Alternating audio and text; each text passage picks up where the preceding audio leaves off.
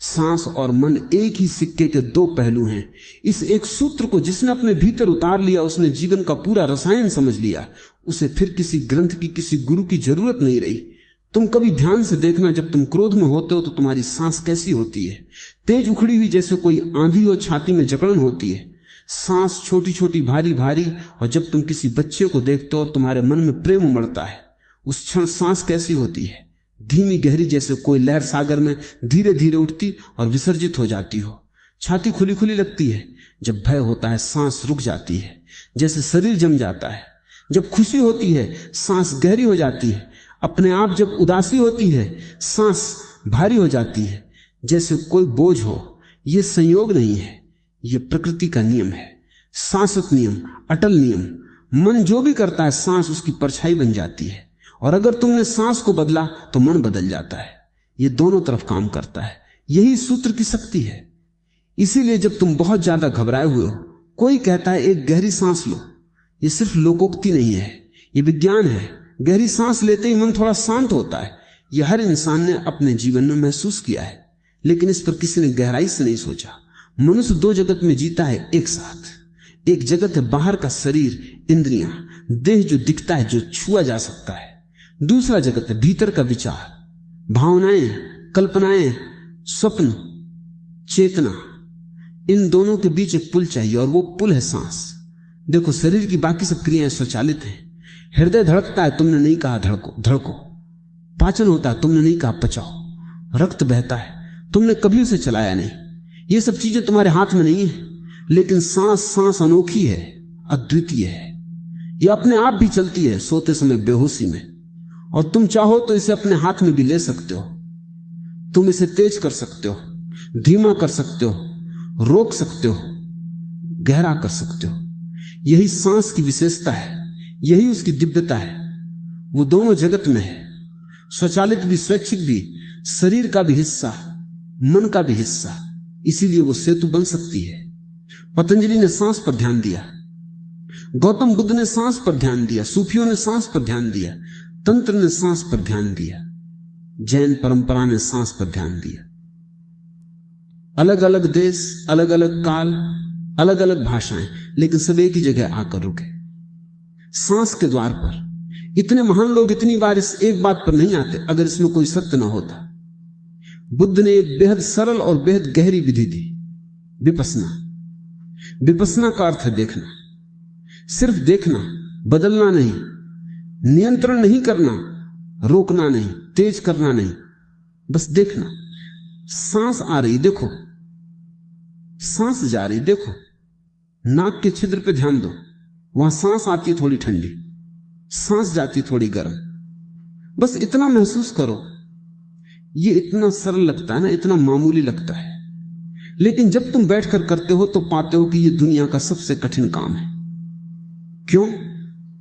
क्योंकि मन तुरंत भागने लगता है। 2 मिनट भी नहीं हुए और मन कहीं और चला जाता है। कल क्या हुआ था, परसों क्या करना है, किसी ने क्या कहा, किसी को क्या जवाब देना है,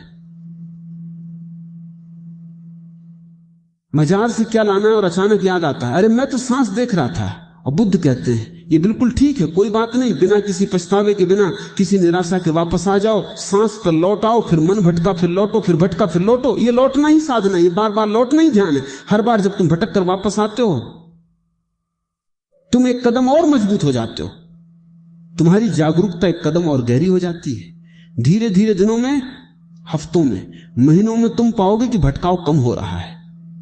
सांस के साथ रहने की अवधि बढ़ रही है।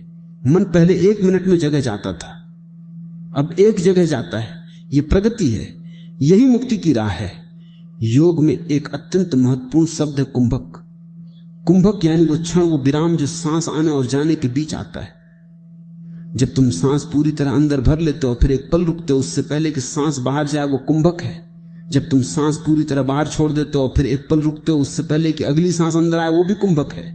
ये 2 विराम, ये 2 रुकाव, ये 2 खाली क्षण बहुत महत्वपूर्ण है, क्योंकि इन क्षणों में मन भी रुक जाता है। सोचो मन क्या है, विचारों की एक निरंतर धारा। ये धारा रुकती नहीं, जागते में चलती है, सोते में चलती है, स्वप्न में चलती है। लेकिन जब सांस उस विराम में होती है, उस एक क्षण में विचारों की धारा भी रुकती है, बस एक पल के लिए, एक क्षण के लिए। लेकिन वो एक क्षण वो समाधि की झलक है, वो खिड़की है जिसमें से अनंत आकाश दिखता है। साधारण लोग उस विराम को नोटिस नहीं करते, वे इतनी जल्दी में होते हैं कि अगली सांस ले लेते हैं।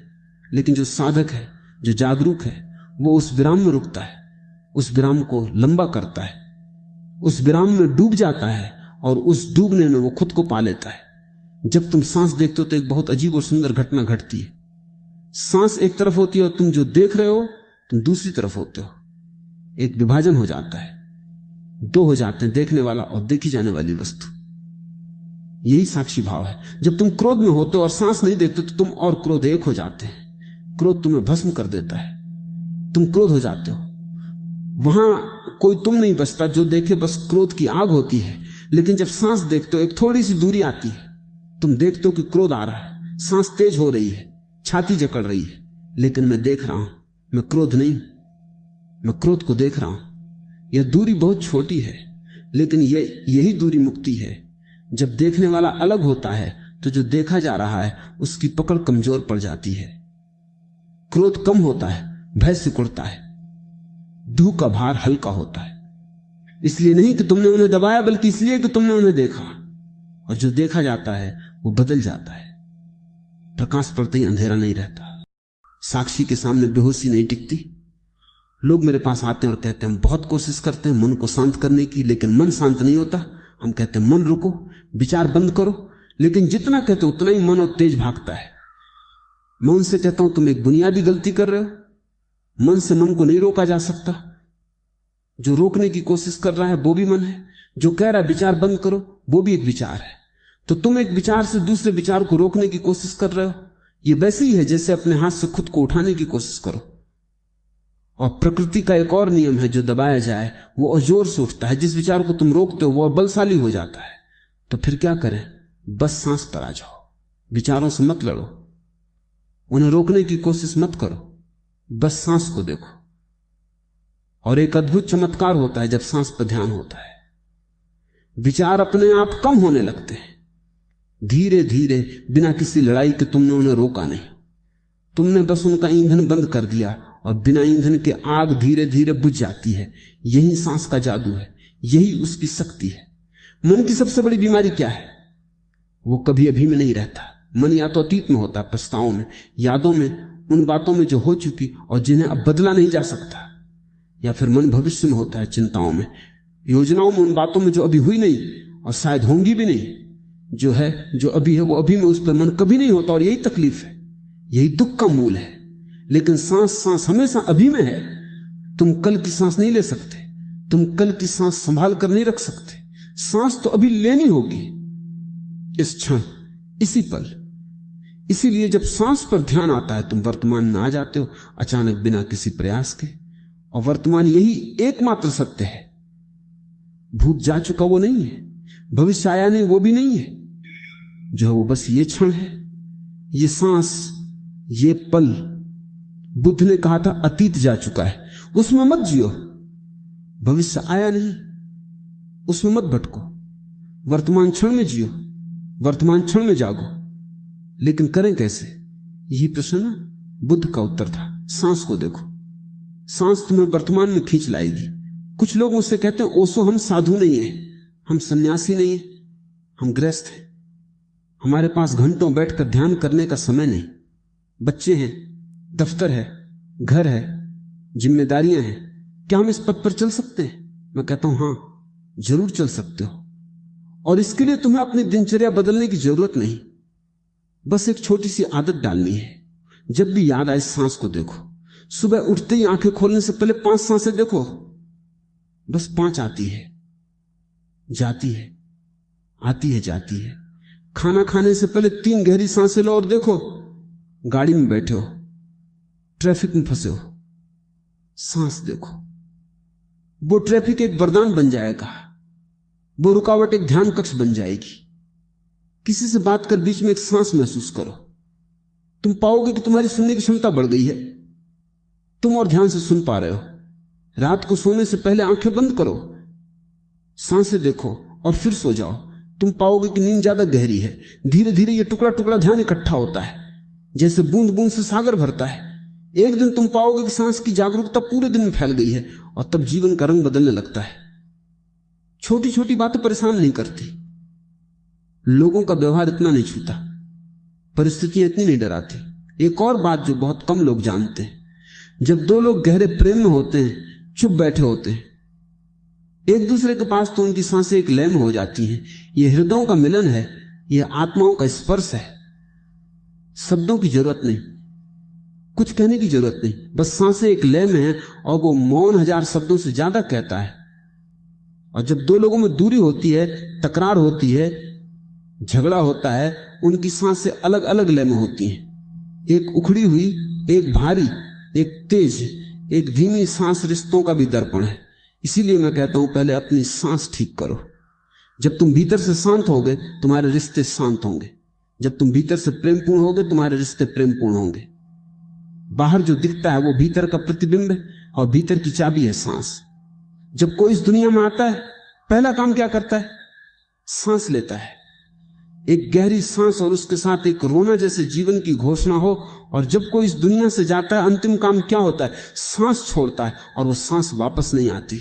जीवन एक लंबी सांस है, पहली सांस से अंतिम सांस तक सांस ही जीवन है। शरीर में प्राण है तो सांस है, प्राण गया तो सांस गई। इसीलिए संस्कृत में सांस को प्राण कहते हैं। प्राण का अर्थ है जीवन शक्ति, वो ऊर्जा जो हमें जीवित रखती है, वो ऊर्जा जो हमें चेतन रखती है। और इस प्राण को, इस सांस को जो पहचान लेता है, वो जीवन और मृत्यु दोनों को पहचान लेता है। क्योंकि सांस के उस विराम में, उस कुंभक में एक झलक मृत्यु की भी है। सांस रुकी है, विचार रुके हैं, समय रुका है, और वहां जो है वो मृत्यु से परे है। जो सांस के विराम में जीना सीख जाता है, वो मृत्यु से नहीं डरता। और अब सबसे गहरी बात, इसे बहुत ध्यान से सुनो। जब तुम सांस देखते हो तो एक प्रश्न उठता है, कौन देख रहा है? सांस देखी जा रही है, ये तो ठीक है, लेकिन देखने वाला कौन है? मन। नहीं, मन तो देखा जा रहा है। जब मन शांत होता हम देखते हैं, जब मन भटकता हम देखते हैं। देखना बंद नहीं होता तो मन देखने वाला नहीं है। जब शरीर नहीं, शरीर तो एक यंत्र है, शरीर देख नहीं सकता अपने आप, तो फिर कौन है जो देख रहा है? वो कौन? वही तुम्हारा असली स्वरूप है, वो शुद्ध चेतना, वो साक्षी, वो जागरूकता जो सदा है। जब सब कुछ बदल जाए, बचपन बदला, जवानी आई, बुढ़ापा आएगा, लेकिन जो देख रहा है वो नहीं बदला। बुद्ध इसे बुद्धत्व कहते थे, हिंदू इसे आत्मा कहते थे, सूफी इसे रूह कहते थे, जैन इसे बुद्ध नेचर कहते थे। नाम अलग अलग हैं, अनुभव एक है। और इस अनुभव का सबसे सरल, सबसे करीब, सबसे सुलभ द्वार तुम्हारी ये साधारण सी सांस जो हर पल तुम्हारे साथ है, जो तुम सो जाओ तो भी चलती है, जो तुम भूल जाओ तो भी चलती है, जो कभी तुम्हें छोड़ती नहीं जब तक तुम इस देह में हो।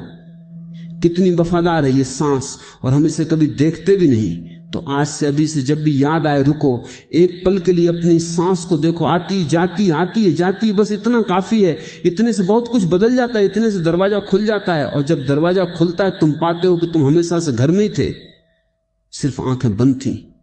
जो मैं कह रहा हूं वो सुनो, मत करो। अभी इसी क्षण आंखें बंद करो। हाँ, अभी और अपनी सांस को महसूस करो। नाक के पास ध्यान लाओ। सांस आ रही है थोड़ी ठंडी, सांस जा रही है थोड़ी गर्म।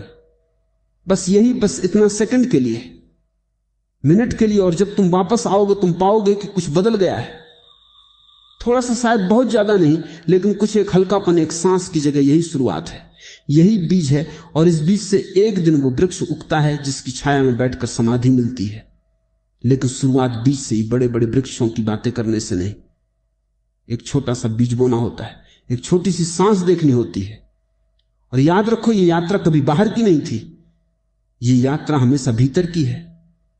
और भीतर का रास्ता वही सांस है, हर पल तुम्हारे साथ, हर क्षण तुम्हारे पास, बिल्कुल मुफ्त, बिल्कुल करीब।